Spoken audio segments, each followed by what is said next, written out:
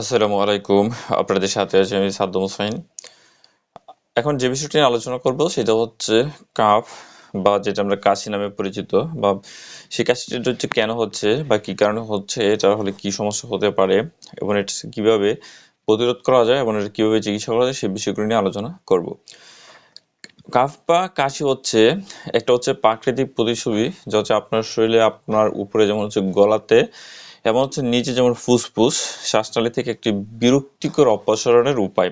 মানে আপনার যে শ্বাসনালীতে বা আপনার গলার ভিতরে যে একটা বিরক্তিকর একটা ইরিটেশন রয়েছে, সেই ইরিটেশনটা হচ্ছে একটা হচ্ছে যে বিরক্তিকরটা ইরিটেশন দূর করার একটা মাধ্যম হচ্ছে কাশি। কাশির মাধ্যমে হচ্ছে সেই ইরিটেশনটা দূর হয়ে যায়।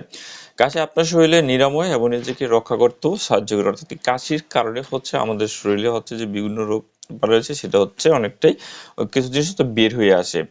এখন হচ্ছে কাশি অনেক ধরনের হয়ে থাকে, তার উপরে কাশির কিছু নাম বর্ণনা করে, যেগুলো হচ্ছে কতক্ষণ স্থায়ী হয়, যে কেমন অনুভব করা হয়, শব্দ হয় কিনা, শব্দ হলে আমার প্রাকৃতিক যে কারণগুলো রয়েছে সেগুলোর উপর ভিত্তি করে বলা হচ্ছে। কাশির ধরনগুলি কিভাবে স্থায়ী হয় বা তা সম্পৃক্ত হতে পারে, যেমন তীব্র কাশি হঠাৎ শুরু হচ্ছে এবং সেটা 2 থেকে 3 সপ্তাহ স্থায়ী হতে পারে। সার্কিকুয়েট কাশি হলো এমন একটি কাশি যা আপনার সংক্রমণ হওয়ার পরে এটাকে থেকে যায় এবং 3 থেকে 8 সপ্তাহ পর্যন্ত স্থায়ী হয়। তা হচ্ছে তীব্র এমন হয়, এমন একটা হচ্ছে দীর্ঘস্থায়ী কাশি 8 সপ্তাহের বেশি স্থায়ী হয়। এই দীর্ঘস্থায়ী কাশি ক্রমাগত কাশি বলা যেতেও পারে এটাকে। আর অবাধ্য কাশি এবং দীর্ঘস্থায়ী কাশির চিকিৎসায় আসলে সাড়া দেয়নি, বা এই কাশিটা হচ্ছে চিকিৎসা করার ফলে আপনাকে কোনোভাবে সাড়া প্রদান করতেছে না। কাশির ধরন যেমন শ্লেমা প্রকৃতি হতে পারে, এটি উৎপন্নশীলতা কাশি এবং একটি বেজা কাশি। একটি কাশি শ্লেমা কফ নিরাময় চলে আসে, অর্থাৎ তার ভিতরে যে কিছু স্পুটাম বা শ্লেমা সেটা চলে আসে। একটি ঔষ্ণশীল কাশি বা শুকনো কাশি শ্লেমা বা কফ নিয়ে আসে না, যেটাকে আমরা শুকনো কাশি বলি, সেখানে কোনো শ্লেমা বা কফ জাতীয় কোনো কিছু আসে না। কাশির প্রকারভেদ যা স্বতন্ত্র শব্দ আছে এবং নির্দিষ্ট অবস্থার সাথে সম্পৃক্ত, যেমন হচ্ছে হুপিং, কাফিং। তারপরে হচ্ছে একটি সংক্রমণ কাশি সৃষ্টি করে যা হুফের মতো হচ্ছে শোনায়। আরেকটা হচ্ছে গেউ গেউ শব্দের মতো করা হচ্ছে, এটা হচ্ছে শুনে ক্রোপের লক্ষণও হতে পারে। কি অস্বাস্থ্যকর একটা শব্দ আসে। গ্রান গ্রানে হচ্ছে এই ধরনের কাশিতে প্রয়োগ ঘটে যায় এবং শ্বাসনালীকে ব্লকের কারণে সেটা হয়ে থাকে। এটি একটি সংক্রমণের সাথে যুক্ত হতে পারে, যেমন সর্দি বা দীর্ঘস্থায়ী অবস্থা, যেমন হচ্ছে হাঁপানিতে এই ধরনের কাশিটা হয়ে থাকে। আপনার কাশির সাথে সম্পর্কিত কাশির ধরন দিনের বেলায় কাশি, রাত্রিকালীন কাশি, বমিসহ কাশি, এটা হচ্ছে প্রায় শিশুদের হয়ে থাকে, যে বাচ্চারা কাশতে কাশতে অনেক সময় বমি করে দেয়। তার এত কঠিন কাশি যে তার গলা এবং কখনো কখনো বমিও করে। এটা হচ্ছে কাশির বিভিন্ন প্রকারভেদ। এবং কার কাশি হওয়ার সম্ভাবনা বেশি বা কাদের হচ্ছে বেশি, যে কেউ কাশি হতে পারে, যার কেউ হতে পারে একটি কাশি স্বাস্থ্যসেবা প্রদানকারী অফিসের রিপোর্ট করার সময় সাধারণ লক্ষণ। তবে কিছু লোকের কাশি হওয়ার সম্ভাবনা অন্যদের তুলনায় বেশি। এর মধ্যে রয়েছে হচ্ছে যারা ধোঁয়াজাত পদার্থ, অর্থাৎ যারা তামাক বা গাঁজা সেবন করে, বাপার দীর্ঘস্থায়ী অসুস্থতা রয়েছে যাদের, বিশেষ করে যাদের ফুসফুস এবং স্নায়ুতন্ত্রের সাথে কি জড়িত কোনো সমস্যা রয়েছে এবং যাদের অ্যালার্জি রয়েছে, তাদের হচ্ছে এটা বেশি হয়। শিশুরা বাচ্চারা পড়া অসুস্থ হয়, বিশেষ করে যদি তারা ডে কেয়ার বা স্কুলে থাকে, সেক্ষেত্রে হচ্ছে যে তার কাশিটা বেশি হচ্ছে। যদি কমন কজ, আমরা কাশির কিছু কমন কজের কথা বলি, তার হচ্ছে যেমন হচ্ছে এখানে হচ্ছে ইরিটেশন or অ্যালার্জির কারণে হচ্ছে স্মোক, যেটা ধূমপানে বলা হচ্ছিল, সেখানে হচ্ছে স্ট্রং স্মেল, দেখা যাচ্ছে অনেক বেশি যে একটা গ্রান, তীব্র গ্রানের কারণে হচ্ছে, যেমন ক্লিনার অথবা পারফিউমের কারণে সেটা হচ্ছে। তারপর হচ্ছে মোল্ড, হচ্ছে ডাস্ট, পোলেন, পেট ডেঞ্জার্স, মিউকাস, এমন হচ্ছে সার্টেন মেডিকেশন, যেমন হচ্ছে ব্লাড প্রেশারের যে মেডিকেশন, এসিই ইনহিবিটর, এই ড্রাগগুলোর কারণে হচ্ছে যে হচ্ছে কাশিটা হয়। তা হচ্ছে কিছু মেডিকেল কন্ডিশন, যেমন হচ্ছে কোল্ড, ফ্লু, একুট ব্রঙ্কাইটিস অথবা ব্রঙ্কিওলাইটিসের, সাইনোসাইটিসের, নিউমোনিয়া, হুপিং কফ, এটাকে পার্টুরেসিস নামেও পরিচিত বলা হয়।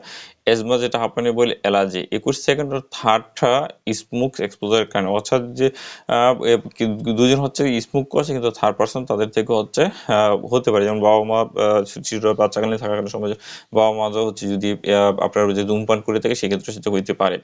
আরেকটা হচ্ছে কন্ডিশনের কারণে হচ্ছে, যেমন হচ্ছে ক্রনিক ব্রঙ্কাইটিসের কারণে হচ্ছে কিছু হয়, যে ক্রনিক কাপ যেখানে হচ্ছে এটা chronic bronchitis, asthma, allergy, chronic অবস্থাটি পালমোনারি, যেটাকে সিওপিডি বলে, এবং হচ্ছে অন্যান্য লাংসের যে কন্ডিশন। আর হচ্ছে গ্যাস্ট্রোএসোফেজিয়াল রিফ্লেক্স, যেমন থ্রোট ডিজঅর্ডার, আছে গলা যদি কিছু ডিজঅর্ডার রোগ হয়ে থাকে, যেমন including vocal cord and disorder. তারপর হচ্ছে যেমন পোস্ট নেজাল ড্রিপ এবং heart failure and other cardiac কন্ডিশনের কারণে হচ্ছে কাশি। যখন হার্ট ফেলিওর হচ্ছে আমাদের কাশি হতে পারে। এখন আপনার হচ্ছে যে কাশি হচ্ছে, কখন আপনি একজন ডাক্তারের কাছে শরণাপন্ন হবেন এবং চিকিৎসা নেওয়া আপনার প্রয়োজন হচ্ছে, যে মধ্যে কাশির অবস্থা আপনার দিন দিন খারাপ হতে যাচ্ছে, গাড়ের অঞ্চলে ফোলা বা পিণ্ড দেখা দিচ্ছে, আপনার গলাতে কোনো ফোড়া, আপনার যদি ওজন কমতেছে, তারপরে হচ্ছে আপনার কাশিটা তীব্র, যদি আপনাকে গিলতে অসুবিধা হয়, কণ্ঠস্বরে যদি স্থায়ী কোনো পরিবর্তন দেখা যায়, যদি কাশির সাথে রক্ত আসে, শ্বাস নিতে কষ্ট হয়, তারপরে বুক ব্যথা হয়, জ্বর আসছে বা জ্বর যা ভালো হচ্ছে না, জ্বর হয়েছে কিন্তু আপনার জ্বরটা ভালো হচ্ছে না, সেক্ষেত্রে হচ্ছে আপনি অবশ্যই একজন চিকিৎসকের পরামর্শ আপনাকে নিতে হবে। এখন হচ্ছে ঘরোয়া যে প্রতিরোধ, আমরা যে কাশিটা আমরা ঘরোয়া কিভাবে আমরা প্রতিরোধ করতে পারি, সেটা হচ্ছে ইউনাইটেড কিংডমের মধ্যে হচ্ছে বলা হচ্ছে মধু এবং লেবু দিয়ে একটি ঘরোয়া প্রতিকার যতটা ভালো, দুদিনের ফার্মেসিতে বিক্রি ওষুধ ওভার দ্য কাউন্টার পণ্যের চেয়ে। তার মানে হচ্ছে আপনার লেবু এবং হচ্ছে মধু হচ্ছে আপনার জন্য খুবই উপকারী। তাহলে আপনি ঘরোয়া কাশিটা কমানোর জন্য প্রাথমিকভাবে হচ্ছে আপনি লেবু এবং মধু হচ্ছে খেতে পারেন, লেবু দিয়ে হচ্ছে চা তৈরি করে খেতে পারেন, এটা খুবই উপকারী। চিকিৎসার বেশিরভাগ রোগী যেটা ভালো বোধ করার লক্ষ্য থাকে, তবে সাধারণ কাশির দৈর্ঘ্য হ্রাস করে না।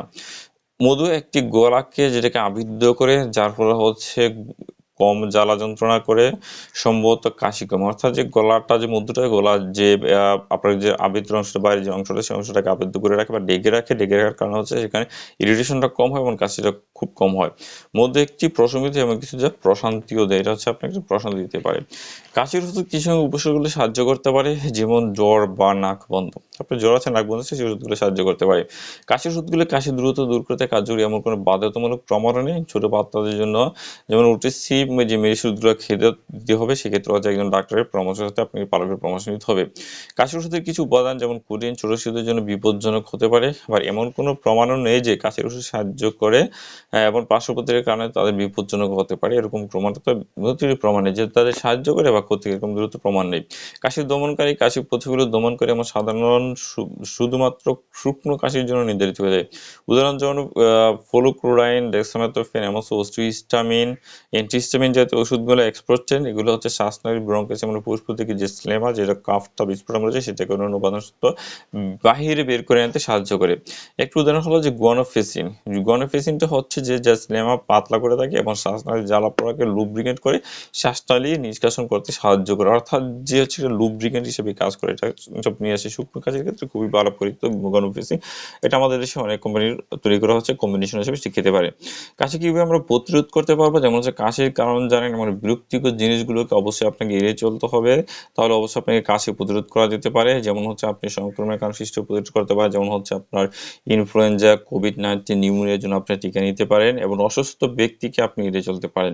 এটা খুব গুরুত্বপূর্ণ। আরেকটা হচ্ছে আপনার চোখ, নাক এবং মুখ স্পর্শ করা থেকে রেখেছেন। আপনি যথাযথ নাকে, মুখে, চোখে আমরা হাত দেবো না, সেটা কখনো স্পর্শ করবেন না। হচ্ছে যারা হাত প্রায় সাবান বা জল দিয়ে আপনি ভালো করে হাত ধুতে হবে, প্রয়োজন হচ্ছে আপনি স্যানিটাইজার ব্যবহার করতে পারেন।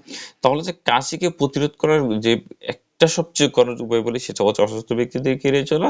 তত সময় নাকে মুখে আমরা হাত দেবো না, প্রয়োজন হচ্ছে আমরা ধুলাবালি কোনো অ্যালার্জেন বস্তুর কাছে গেলে অবশ্যই আমরা মাস্ক পরিধান করে চলাফেরা করবো।